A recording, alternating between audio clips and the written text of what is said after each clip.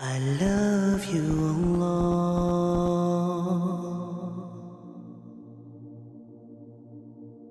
So I'd like to share with you all a beautiful statement from Sayyidina Ali ibn Abi Talib radiyallahu ta'ala anhu. He says that Inna Allah akhfa ithnatayn fi ithnatayn. Allah has concealed, Allah has hidden two within two. Allah has hidden two within two. And those two things are connected to one another. So Inna Allah akhfa ithnatayn fi ithnatayn. He said that Allah has hidden two within two. He said He has hidden His pleasure within His good deeds, so you don't know which of your good deeds is going to attain His pleasure. So what that does essentially is it keeps you in pursuit of those good deeds. You keep on doing those good deeds because you don't know which of those good deeds is going to be the one that earns you Allah's pleasure. And so you continue to do those good deeds. Then he said, and Allah has hidden His friends, His awliya, amongst His ibad, amongst His servants. And so you don't know which of the servants of Allah is one of His friends. This is an incredible statement, right? Because in Islam, we don't have a hierarchy of spirituality. We have a hierarchy of knowledge. We've got scholars and lay people. They've got judges in history. You've got people that obviously are in tune with the tradition and that give advice, nasiha, based on the tradition. You have scholars that teach the tradition. But at the end of the day, you don't know if the teacher or the student is better in the sight of Allah. You don't know if the speaker or the listener is better in the sight of Allah. You don't know if the person who has a place of prominence or the person that's in the corner of the masjid is the one that is prominent in the sight of God. You have no idea which person is a wali of Allah subhanahu wa ta'ala. There is a friend of Allah subhanahu wa ta'ala. Okay? Like someone who has attained that station. You don't know which person it is. And it could be that in society, as the Prophet ﷺ, had seen this in front of his eyes and actually quizzed the companions. He asked the companions, what do you say about this person? And then what do you say about this person? And for one person who's very prominent, who has a great position in society, they spoke very highly. Another person who was very quiet, kind of obscure, and they spoke low of him. But the Prophet ﷺ said that person is better than an earth full of the former, right? So you don't know which person is a wali of Allah, is a friend of Allah subhanahu wa ta'ala, one of His close chosen friends. And the Prophet ﷺ said, "Man 'aada li waliya faqad adantuhu bil harb." That Allah has said that whoever takes one of my friends as his enemy, then I will wage war on that person on behalf of my friend.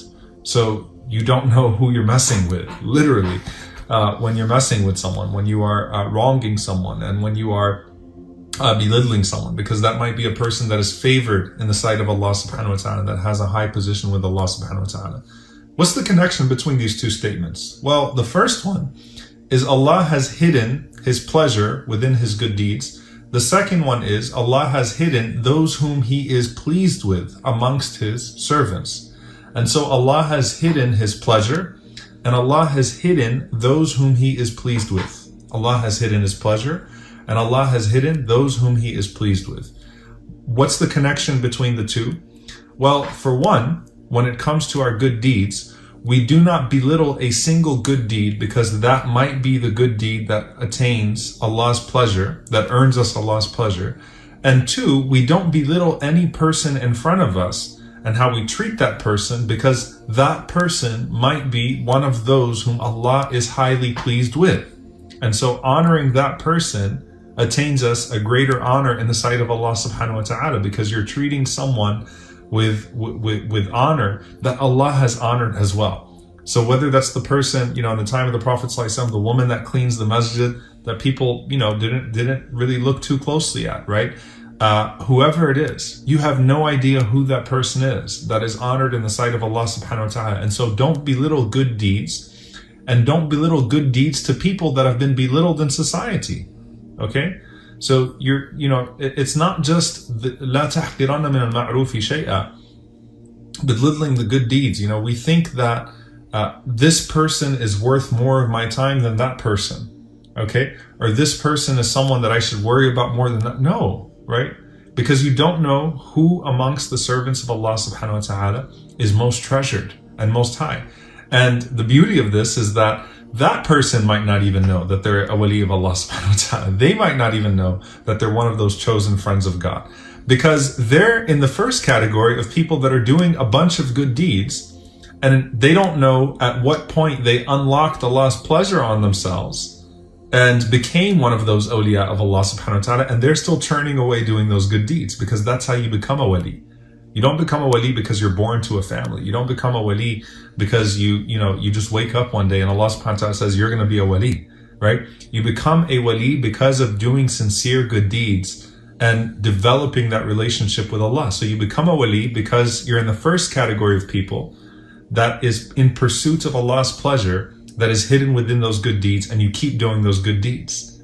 And then you enter into the second category, right? At some point, may Allah subhanahu wa ta'ala make us all amongst His awliya. May Allah make us all amongst His awliya. May Allah make us all amongst His awliya. Allahumma ameen. Each and every single one of us. May Allah subhanahu wa ta'ala count us amongst His friends. Allahumma ameen.